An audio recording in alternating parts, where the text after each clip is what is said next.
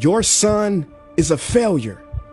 He's barely passing my class, and with grades like this, I'm just not sure what kind of future he's gonna have. What do you have to say for yourself?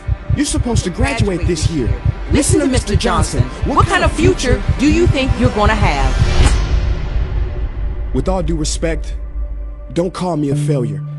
Failure is an event, not a person, in fact. And you talk about the future, Mr. Johnson, but you're not preparing us for that. Excuse me? Just listen to what I'm saying. This should be good. Would you agree that in the future, most careers will become automated? Yeah, so? So the people who succeed will have to be curious, innovative, with resilience to adapt to new changes. What's your point? My point is, the focus in this school is not on that. It is on regurgitating information and test taking, and that's just real. But in today's world, creativity is the most important leadership skill.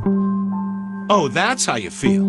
You don't have to believe me, but maybe you will believe the 1,500 executives who recently said creativity is the most important leadership skill. See, pretty soon, no one will be hired because of what they know. Because who cares what you know or if you've memorized a fact? We've got Google and Siri for that. In the future, people will be hired because of what they can do with their knowledge. Can they creatively solve real-world problems, not just follow instructions or directions and bubble in multiple choice questions? So, Mom, that's why I'm stressed, because these robotic tasks we learn in school should stop. Because no one can do a robot's job better than a robot. Billionaire founder of Alibaba, Jack Ma, said that we should not compete with artificial intelligence, but instead focus on developing unique human intelligence. Mr. Johnson, drills are for teeth, not the human mind.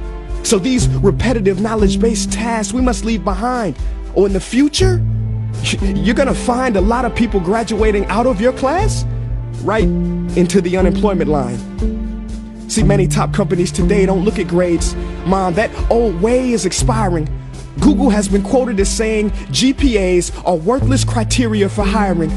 Founder of Tesla, Elon Musk, agrees. So I say this with unease and sorrow. If you continue to teach today as you taught yesterday, then you rob us students of tomorrow. Mr. Johnson, I'm gonna keep it real with you. Sometimes sitting in your class is tough.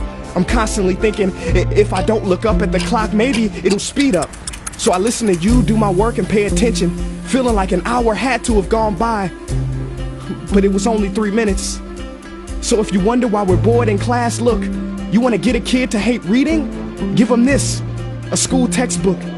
And some people think it's our fault, and that hurts me. They say you can lead a horse to water, but you can't make him drink. And to that I say no. Firstly, you can put salt in that horse's hay and make him thirsty. And if you bring joy in your classroom, you can make any bad student nerdy as he or she discovers the beauty of truly learning. Mr. Johnson, I mean no disrespect. You have the most important job on this planet. You build, create, and save lives. But if you really care about my future, like you say, then you have to fully commit and ask yourself honestly, how do I prepare a child for a future that doesn't yet exist? Here's a hint. The answer is not found in this. It's using this and this. See, in the future, we will need more passion and compassion. People with inspired hearts and wisdom to uplift this planet. And Mom, I love you, but can I be real? Go ahead. You want to know one of the biggest factors for childhood success? It's not IQ. It's family meals. And we haven't had one of those in a while. See, I know sometimes you don't feel proud, because I may not be a straight A student, but I'm not stupid. These tests may be 70% of my grade, but they're 0% of my future. But don't worry, I'll pass this class and get through this. But I need you to give me the space I need to be me and live true. Because the best feeling in the world is that your own parents get you. There's a passage in a book called The Prophet by Khalil Gibran. And if you don't mind, I'd love to share it with you. Go ahead. See, he says, your children are not your children. They are the sons and daughters of life longing for itself. They come through you, but not from you. And though they are with you, they do not belong to you. You may give them your love, but not your thoughts, for they have their own thoughts. You may house their bodies, but not their souls, for their souls dwell in the house of tomorrow. So, Mom, I'd appreciate it if you give me the love that I need to pursue my dreams.